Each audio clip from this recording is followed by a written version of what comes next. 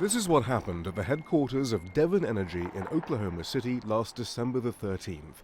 Environmentalists unfurled a banner from which some glitter fell. As a result, the activists were arrested for simulating an act of bioterrorism. If convicted, they face up to 10 years in prison. A few blocks away, the site of the 1995 Oklahoma City bombing, which left 168 people dead. That's why the police say they take no chances. We had the bombing in 1995, domestic terrorism, one of the worst bombings in the country. So there's an atmosphere here that if a threat is made, we take it seriously. But the activists say no one was threatened by their glitter. In fact, a janitor swept it up before the police called in a team trained to deal with hazardous chemicals. I think that what the police are doing is exploiting that history. I think that charging terrorism hoax and perpetuating that idea that nonviolent civil disobedience is terrorism completely devalues the actual experience of violence that we had here in Oklahoma. We are normal folks. We're from Oklahoma, and we just want to get a message out there that's not heard much. And so, yeah, we're not at all trying to alienate people.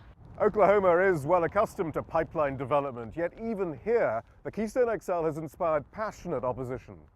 And TransCanada, the pipeline's owner, is taking action. Last year, TransCanada's pitch to law enforcement agencies along the pipeline's route was exposed. Among the suggestions, consulting local district attorneys about the applicability of terrorism charges against protesters. That's exactly what the activist's lawyer says he overheard while attempting to speak to the commanding officer at the protest. While I was talking to him, he was on his cell phone talking to somebody off scene, and they were trying to figure out what kind of terrorism-related charges they could file. The police deny they've seen TransCanada's presentation, but had to concede that consultations do take place after a document surfaced that revealed city police officials took part in a meeting with TransCanada in April of 2012. I haven't seen this PowerPoint presentation. It may be a coincidence, I don't know. I'm not familiar with what you're even talking about.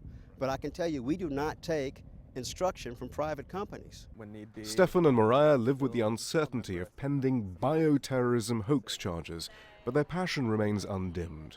The issue is really important to me because this is my home and it's where I grew up, and I've seen my family and land be devastated by the actions of Devon and other oil and gas corporations.